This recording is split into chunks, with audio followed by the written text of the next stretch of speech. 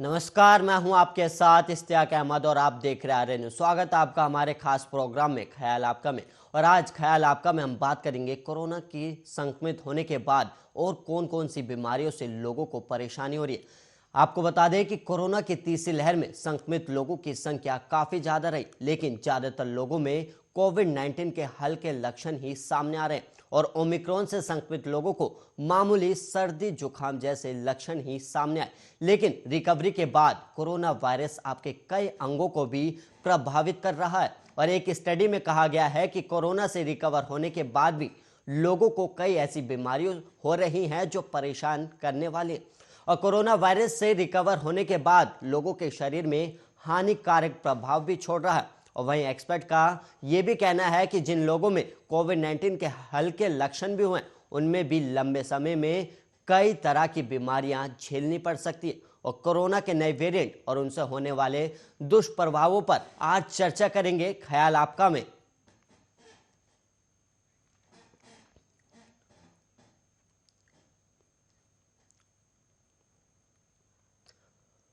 और वहीं तमाम जवाबों के साथ हमारे साथ आईएमए के राष्ट्रीय महासचिव और दिल्ली मेडिकल काउंसिल के vice president doctor Naresh Chawla जुड़ गए। डॉक्टर नरेश चावला, आपका बहुत बहुत स्वागत है आर्य न्यूज पर। जी डॉक्टर नरेश चावला, कोरोना एक ऐसी बीमारी के रूप में उभरता जा रहा है जहां इलाज के बाद भी लोगों के लिए मुश्किलें कम नहीं हो रही और आए दिन नए वेरिएंट डराने वाले और अब नए वेरिएंट से प्रभावित होने के बाद लोगों में अलग अलग तरह के लक्षण देखने को मिले। क्या कारण लग रहा है आपको? देखिए इश्तियाक अहमद, मैं आम तक को बताना पसंद करूंगा। जी। ये तीसरी वेव आई थी जो कि आज से तकरीबन महीना पहले स्टार्ट हुई थी और उसका पहला केस 1 दिसंबर को हिंदुस्तान में आ गया था। जी। वो आज से तकरीबन 3-4 हफ्ते पहले बहुत जोर पे थी। अब एटलीस्ट नॉर्दर्न इंडिया में वो काफी कम हो गई है, लेकिन southern India including Kerala, Tamil Nadu, वहां अभी भी केसेस काफी, कर्नाटका काफी केसेस चल रहे हैं। जी। तो जो जो जो केसेस हमने जमीनी सच्चाई के रूप में देखे हैं अपने क्लिनिक्स में और हॉस्पिटल्स में, वो काफी माइल्ड थे। और उनमें जैसे कि आपने ठीक कहा कि सिंपल खांसी जुकाम के सिम्टम्स या हल्का बुखार 2-3-4 दिन चला और फिर शांत हो गया। लेकिन जैसा कि मैं हमेशा कहता आया हूं कि जो हमारे सीनियर सिटीजन्स हैं या जिनमें कोई दूसरी बीमारियां पहले से हैं, चाहे कोई हार्ट डिसीज, लंग डिसीज या जी। किडनी डिसीज और अनकंट्रोल्ड शुगर या ब्लड प्रेशर, उनमें देखा गया है कि तरह तरह के साइड इफेक्ट्स आ रहे हैं। सच्चाई में ये खुद मानूंगा कि जब डेल्टा प्लस और डेल्टा की वेव आई थी पिछले अप्रैल में उसके मुकाबले में हम कहेंगे कि खराबियां काफी कम हैं, लेकिन हैं जरूर। कैसी खराबियां आ रही हैं? कुछ लोगों को तो ज्यादातर सांस की तकलीफ की खराबियां आ रही हैं, जिसमें कि क्योंकि पिछली बार के वेरिएंट में अप्रैल मई में निमोनिया बहुत ज्यादा होता था। इस बार काफी कम है, लेकिन कुछ केस अभी भी देखे जा रहे हैं।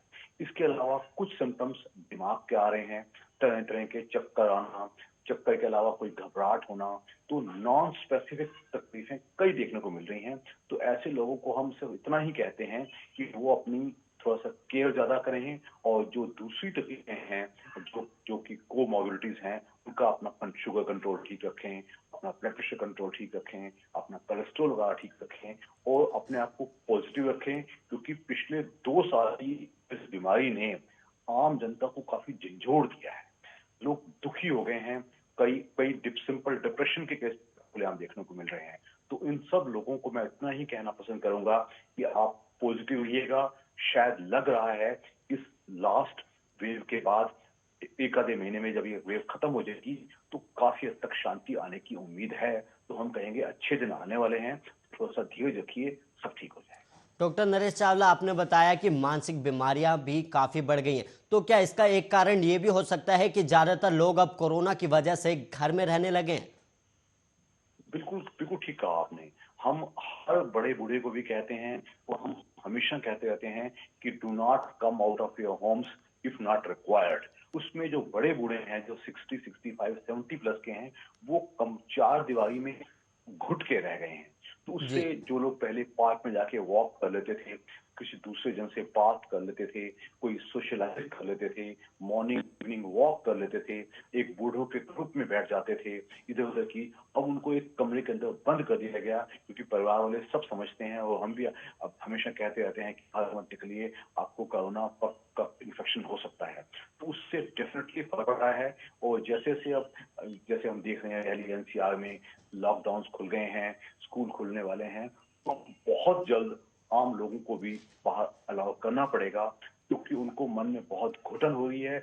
उससे एक बेचैनी भी बढ़ती है, एंग्जाइटी भी बढ़ती है, डिप्रेशन भी बढ़ता है, और इंसान का अस्थि पंजर हिलता डुलता नहीं है, चलता फिरता नहीं है, तो पाचन की खराबियां भी आती हैं और मानसिक शारीरिक सब खराबियां आती हैं। थोड़े से लोगों में हड्डियों की खराबियां, पेन्स हो रही हैं, उनको हम हमेशा पहले एनकरेज करते थे कि आप चलिए, अब उनको हम कहते हैं भैया आप घर बैठिए। तो डेफिनेटली उससे मानसिक और शारीरिक दोनों खराबियां आई हैं। तो उम्मीद करते हैं कि आने वाले कुछ हफ्तों के बाद ये चीज काफी हद तक खुल जाएगी। डॉक्टर नरेश चावला, आपने बताया कि कई बीमारियां हो रही हैं और अब स्कूल भी खोल दिए गए हैं, तो क्या ऐसे में अब स्कूल खोलना क्या बच्चों के लिए खतरनाक साबित हो सकता है?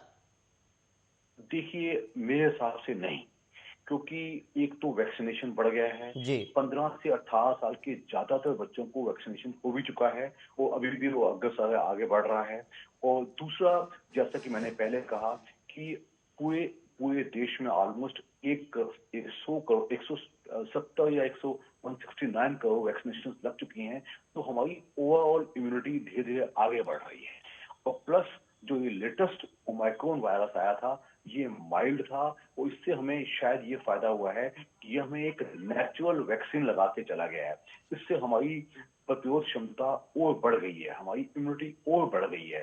तो हम समझते हैं कि क्योंकि आफ्टर ऑल बच्चों के 2 साल खराब हो गए हैं, उनका एक तो पढ़ाई का नुकसान तो है से हुआ है, जी। लेकिन उनकी एक जो बच्चे जो स्कूल में जाते हैं, हंसते हैं, खेलते हैं, खिलखिलाते हैं, कूदते हैं, वो कुछ नहीं मिला उनको। तो हमारे से उससे एक पूरी एक 2 साल एक बहुत लंबा टाइम होता है, उससे बच्चों का बहुत नुकसान हुआ है।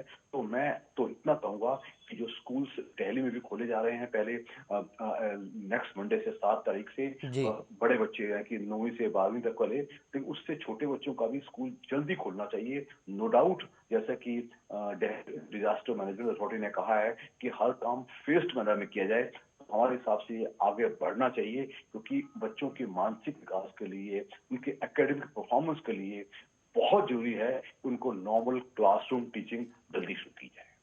डॉक्टर नरेश चावला, एक सवाल यहाँ पर यह भी है कि लगातार ओमिक्रॉन या फिर कोरोना के जो मामले हैं वो घट रहे हैं, लेकिन कहीं ना कहीं अब मौतों का आंकड़ा लगातार बढ़ता जा रहा है। आए दिन 1,000 से ज्यादा लोगों की मौत हो रही है, तो इसका कारण क्या हो सकता है?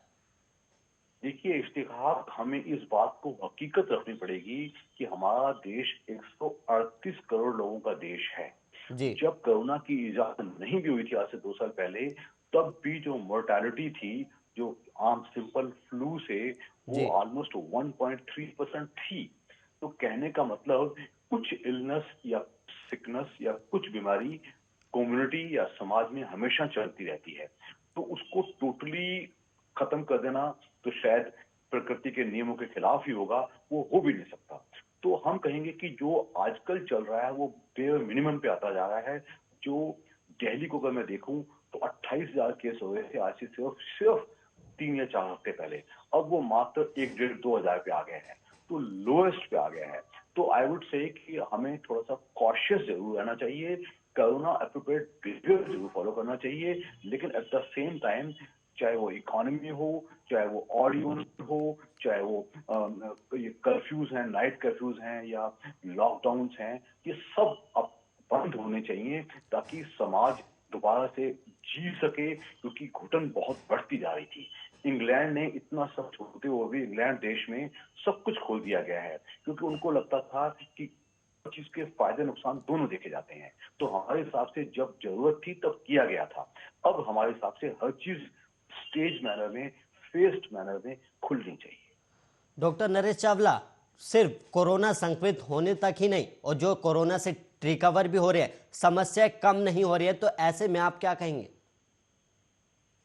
देखिए, समस्याएं थोड़ी बहुत रहती हैं, मीडिया की रिस्पॉन्सिबिलिटी है उनको बताया जाए, but at the same time it can not be overdone also, क्योंकि हमने देखा है कि जो लोग हमारी पहले आसानी से बात सुनते थे उनको हम कहते थे और उन्होंने मानना थोड़ा कम कर दिया है, क्योंकि एक कोरोना फटीग हो गया है। फटीग का मतलब एक थकावट सी आ गई है। आम जन घर बैठ बैठ के रिस्ट्रिक्शंस के थोड़ा दुखी हो चुके हैं। तो मैं आम जन को इतना ही एक एक सलाह देना पसंद करूंगा कि आप अगर थोड़ी सी एहतियात के साथ जिंदगी काटेंगे, कोरोना प्रोटोकॉल फॉलो करेंगे, तो मुझे पूरा विश्वास है कि हमारा दोनों तरफ से हमारा फायदा होगा। हमारे देश की इकोनॉमी भी खुलेगी, बच्चे स्कूलों में पढ़ेंगे भी, लोग पार्क में भी जा पाएंगे और at the same time corona का संक्रमण ज्यादा बढ़ने के चांसेस नहीं होंगे। डॉक्टर नरेश चावला, कोरोना से ठीक होने के बाद भी समय समय पर भी टेस्ट करवाते रहने की सलाह वैज्ञानिकों की तरफ से दी जा रही है, पर अभी भी लोग कोरोना टेस्ट कराने से बचें, बल्कि लक्षण होने पर भी घर में ही रहकर दवाई खाना बेहतर समझते हैं। तो बार बार टेस्ट करवा पाना एक चुनौती हो सकता है। देखिए, इस पिछले लास्ट वेव में हमने देखा है कि लोगों ने टेस्ट काफी कम करवाए हैं। उसकी 3 वजह थी। एक तो ओमाइक्रॉन फैलता बहुत तेजी से है। हम देखते थे कि एक घर में अगर 8 लोग हैं या 10 लोग हैं तो सारे विद इन अ डे सारे के सारे बीमार पड़ जाते थे।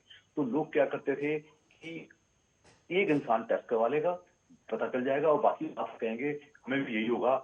चाहे वो प्रिकॉशंस लेते हैं होम आइसोलेशन की या नहीं लेते, ट्रीटमेंट ले लेने की सोचते हैं और उनको डर लगता है कि अगर हम सारे के सारे आरटीपीसीआर सरकार से या किसी लेबोरेटरी से करवाएंगे तो बकायदा हमारे घर में एक हॉट जोन बन जाएगा, एक बाहर कोई पुलिस वाला या कोई होमगार्ड बैठेगा, प्लस एक स्टिग्मा सा हो जाएगा।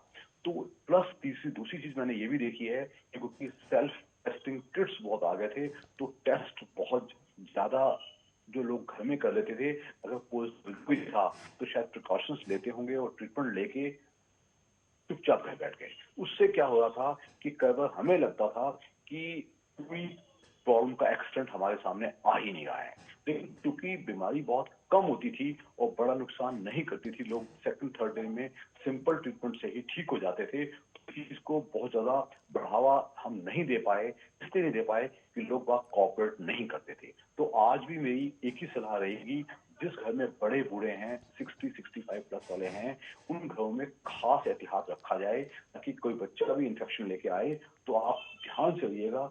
और बच्चे या जवान को तो कुछ शायद हो या ना हो, लेकिन बूढ़ों को डर कल भी था, आज भी है और ये डर कुछ समय और रहने की गुंजाइश है। हमें पता चला था कि तेलंगाना स्टेट में एक सर्वे हुआ था कि देखने के लिए कि कुछ ऐसे फ्लू लाइक या कोरोना कोविड-19 लाइक सिम्टम्स हैं कि नहीं है, तो पता चला था कि बहुत ज्यादा लोगों को सिम्टम्स थे, वो लोग बहुत टेस्ट भी नहीं करा रहे थे।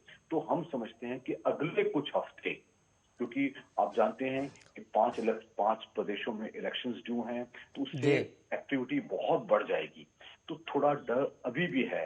हम समझते हैं कि अगले शायद 4-6 हफ्ते थोड़े मुश्किल के हो सकते हैं। अगर इनको हम सावधानी से निकाल देंगे तो मैं समझता हूँ कि बाई मार्च अप्रैल ऑनवर्ड्स काफी हद तक एक नॉर्मलसी आने की चांसेस है। डॉक्टर नरेश चावला, बाकी लक्षणों की बात करें तो हार्ट, किडनी की समस्या भी कई मरीजों में सामने आ रही है। जो लोग कोरोना से संक्रमित हुए हैं, उनमें लंबे समय बाद हार्ट और डायबिटीज की समस्या भी सामने आ रही है। तो ऐसे में आप क्या राय देंगे कि कैसे वो लोग अपने आप को सुरक्षित रखें? देखिए, इसमें कोई शक नहीं है कि जो पोस्ट कोविड सिंड्रोम यानी कि कोरोना के बाद का, कोविड-19 के होने के बाद का जो एक तकलीफें हैं, ये डेल्टा और डेल्टा प्लस में ऐसे जब 7 महीने पहले ये आया था सेकंड वेव, बहुत ज्यादा थी।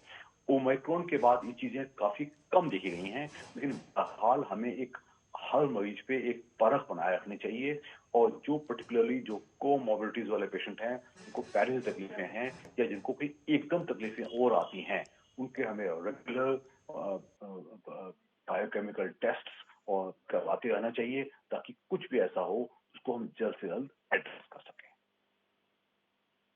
डॉक्टर नरेश चावला, डायबिटीज कोविड-19 से रिकवर हुए रोगियों को मधुमेह का खतरा भी कोरोना के बाद बढ़ता ही गया है और वहीं कहा यह भी जा रहा है कि यह वायरस महत्वपूर्ण अंगों को भी प्रभावित करता है। तो क्या जो लोग वैक्सीन लगवाने के बाद भी संक्रमित हुए उनके लिए भी खतरा बना रहेगा? देखिए, वैक्सीन जैसा कि हम पहले भी कहते आए हैं, वैक्सीन कभी भी बीमारी से 100% प्रोटेक्शन नहीं देता।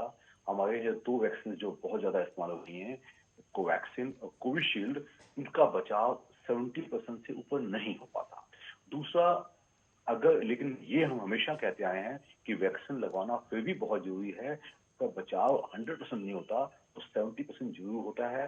और जिन लोगों को डिसीज़ होती भी है, वो बहुत ही माइल्ड होती है। पेशेंट को एडमिट नहीं होना पड़ता, पेशेंट को आईसीयू नहीं जाना पड़ता, पेशेंट के मौत के चांसेस कम हो जाते हैं। तो इतना ही कहा जाएगा कि अगर आपको हो भी गया है तो आप उसको अपने डॉक्टर फिजिशियन के टच में रहिएगा, जो कि कम दवाइयों से आपको ठीक करेगा। जो सेकेंड वेव थी, उसमें हमने देखा था एक जो जिसको कहते हैं ना कि व्हाट्सएप प्रिस्क्रिप्शन, लोग खुद ही अपने आप को सेल्फ मेडिकेट कर रहे थे और समहाउ स्टेरॉइड्स का इस्तेमाल बहुत ज्यादा हुआ था। इस थर्ड वेव में हमने स्टेरॉइड का इस्तेमाल बहुत ही कम देखा है या नाम मात्र देखा है। तो उससे जी। हम समझते हैं कि जो सेकेंड वेव के बाद जो आपने सुना होगा म्यूकोरमाइकोसिस, जो कि जो डायबिटीज पेशेंट्स को बड़ी खतरनाक कंडीशंस फंगल वगैरह हुए थे, उनका डर इस पर्टिकुलर वेव में यानी कि थर्ड वेव में ओमाइक्रोन वाले वेव में काफी कम देखा है। डॉक्टर नरेश चावला जी, न्यूरोलॉजिक और साइकोलॉजिक समस्या की बात करें तो कई रिसर्च में ये बात सामने आई है कि कोरोना से ठीक होने के बाद मरीजों में कई तरह की न्यूरोलॉजिकल और मनोवैज्ञानिक समस्या देखने को मिली है और खासतौर से महिलाएं में ऐसी बीमारी होने का खतरा ज्यादा है। देखिए, मैं दर्शकों को कभी भी हमारा उद्देश्य डराने का नहीं है, जी। एहतियात का जरूर है। जी। थर्ड वेव में ऐसे चीजें बहुत कम देखी गई हैं, लेकिन ये नहीं कहा जाएगा कि बिल्कुल नहीं हुआ है। न्यूरोलॉजिकल भी हुई हैं, साइकोलॉजिकल तो जैसे कि पहले कहा गया, घर बैठ बैठ के औरतें जो बेचारी घर बैठी रहेंगी, 2-2, 6-6 महीने घर से बाहर निकलने को वो नहीं जा सकते, तो उससे थोड़ा नुकसान तो काफी हुआ है। लेकिन इस वेव में ये नुकसान काफी कम देखा गया है। और इतना ही कहेंगे कि उम्मीद की किरण अब है। हम समझते हैं कि अगले 1-2 महीने के बाद ये चीज जो कोरोना हमारी जिंदगी में एक जहर की तरह 2 साल पहले आया था, अभी भी नुकसान कर रहा है, तो शायद इससे हम काफी हद तक बचेंगे। इस उम्मीद पे हम जिंदा हैं। लेकिन तब तक आम जन को मेरी अच्छी सलाह वही की वही है कि कोरोना अप्रोप्रिएट बिहेवियर फॉलो कीजिएगा, कम निकलिएगा, हमेशा मास्क पहनिएगा। मास्क पहनना एक जीवन शैली स्वीकार कर लीजिएगा। जैसा कि हमने कई बार चैनल पे कहा है कि कोरोना को अपनी एक जीवन शैली बना लीजिएगा। अगर ऐसा करें तो अगर वो वेरिएंट भी आएंगे या उनका खतरा रहेगा, तो उनसे हम पहले से बच पाएंगे। जी। डॉक्टर नरेश चावला जी, कई लोगों को कोरोना से ठीक होने के बाद भी लक्षण रहते हैं और रिपोर्ट नेगेटिव आने के बाद भी सिर दर्द, कफ, माइल्जिया, सोचने समझने की शक्ति कम होना जैसे लक्षण हो सकते हैं। तो कई बार ये 1 महीने तक या उसके बाद तक रह सकते हैं। तो आप क्या कहना है कि बूस्टर डोज लगवाने के बाद भी खतरा कम होने के आसार हैं या नहीं? देखिए, बूस्टर डोज अभी सिर्फ हेल्थ केयर वर्कर्स को यानी कि कोरोना वॉरियर्स को, फ्रंटलाइन वर्कर्स को और सिर्फ स्पेशल कैटेगरी पीपल जो कि 60 इयर्स प्लस वाले हैं या जिनमें कोई कोमोबिडिटी है, उनको लगाया गया है। अभी बूस्टर बहुत ज्यादा नहीं लगा है। आम जन जिनको कि 2 डोज लग चुकी थी, उनको भी बूस्टर नहीं लगा है।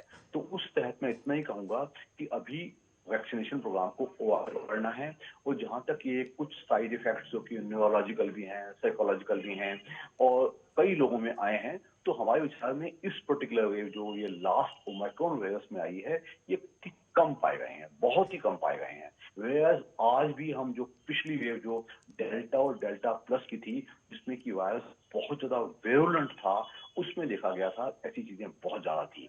तो पर्टिकुलरली हमारे जो सीनियर सिटीजन हैं, उनको एक अलग बनाए रखना, रेगुलर मेडिकल चेकअप करवाना और पूरे अगर उनको सपोर्ट मिलना, ये चीज बहुत जरूरी है। डॉक्टर नरेश चावला जी, यहाँ पर वेरिएंट को लेकर एक सवाल है। जैसे कि आप जो चाइना था, वुहान शहर था, वहाँ पर कोरोना की पुष्टि हुई थी और कई वेरिएंट की भी पुष्टि वहीं से निकली थी। लेकिन एक और वायरस जिसका नाम न्यूकोव दिया जा रहा है, उसकी भी पुष्टि होने का दावा किया जा रहा है, लेकिन अभी इंसानों में नहीं आया। तो ऐसे में ये वायरस कितना घातक साबित हो सकता है? देखिए, हमने भी ये नया वायरस सुना है और वेरिएंट सुना है, लेकिन अभी तक as far India is concern हम इससे टोटली सेफ हैं। जो विदेशों में भी देखा गया है उसका संक्रमण काफी कम हुआ है। तो अभी तो हम आम जनता को आश्वासन देना पसंद करेंगे कि वही कोरोना अप्रोप्रिएट बिहेवियर फॉलो कीजिएगा। कोई बेतुके डरने की जरूरत नहीं है। ये मैं इसलिए भी कहना जरूरी समझता हूँ कि 2 साल से लोग बहुत भयभीत हो चुके हैं, बहुत डर चुके हैं और बहुत हताश हो चुके हैं। और एक मन में एक पैनिक ना आए, तो एक पॉजिटिव जिंदगी जीजिएगा, तो उससे हम समझते हैं कि आने वाले दिन हमारे अच्छे होंगे। डॉक्टर नरेश चावला, यहाँ पर आखिरी सवाल ये लेना चाहूंगा कि अब नए नए वेरिएंट सामने आते हैं, तो कब तक कोरोना वायरस का अंत हो सकता है, या फिर हम लोगों को कोरोना के साथ ही जीना पड़ेगा? 2 बातें। पहली बात, आज से पहले जब पैंडेमिक आया था स्पेनिश फ्लू 1918 में, जी। तो तब वो 2 साल में समाप्त हो गया था। तो क्योंकि वायरस मैं आम लोगों को बताना पसंद करूंगा, वायरस अपनी मौत खुद मरना शुरू हो जाता है, वीकन हो जाता है, कमजोर हो जाता है। और दूसरा, जैसे हमारे देश में हम जानते हैं, आज इस कोरोना के आने से पहले भी जो इन्फ्लुएंजा था या जो फ्लू का वायरस था वो एंडेमिक था, वो समाज में चलता ही रहता था। तो हम समझते हैं कि जब ये पेंडेमिक खत्म हो जाएगा, मर जाएगा, तो वो एक एंडेमिक बन के रह जाएगा। तो एक ऑर्डिनरी डिसीज जो कम्युनिटी में हमेशा कुछ ना कुछ होती है, वो बन के रह जाएगा। उसके लिए हमें सब कुछ अपने आप की प्रिकॉशंस लेना चाहिए। Learn to live with corona and learn to live with corona appropriate behaviour, ये 2 मंत्र हमें अपनाने पड़ेंगे। तो उससे हम अननेसेसरी हरास भी नहीं होंगे, पैनिकी भी नहीं होंगे और अपना बचाव भी करेंगे। ऐसा हम सबको मिल के कोशिश करनी चाहिए। वो हमारे देश के लिए भी अच्छा रहेगा, देश की तरक्की के लिए भी अच्छा रहेगा और लोगों के मानसिक और शारीरिक स्वास्थ्य के लिए भी अच्छा रहेगा। डॉक्टर नरेश चावला जी, आपका बहुत बहुत धन्यवाद हमें और हमारे दर्शकों को और जानकारी देने के लिए। और वहीं आपको बता दें कि डॉक्टर नरेश चावला ने बताया कि कैसे हम लोग कोरोना से सुरक्षित रह सकते हैं और कोरोना से जो अन्य बीमारियां हैं उससे कैसे सुरक्षित रह सकते हैं। और वहीं इसी के साथ ख्याल आपका प्रोग्राम में आज के लिए इतना ही, और बाकी देश और दुनिया की तमाम खबरों के लिए आप बने रहिए आर्य न्यूज़ के साथ।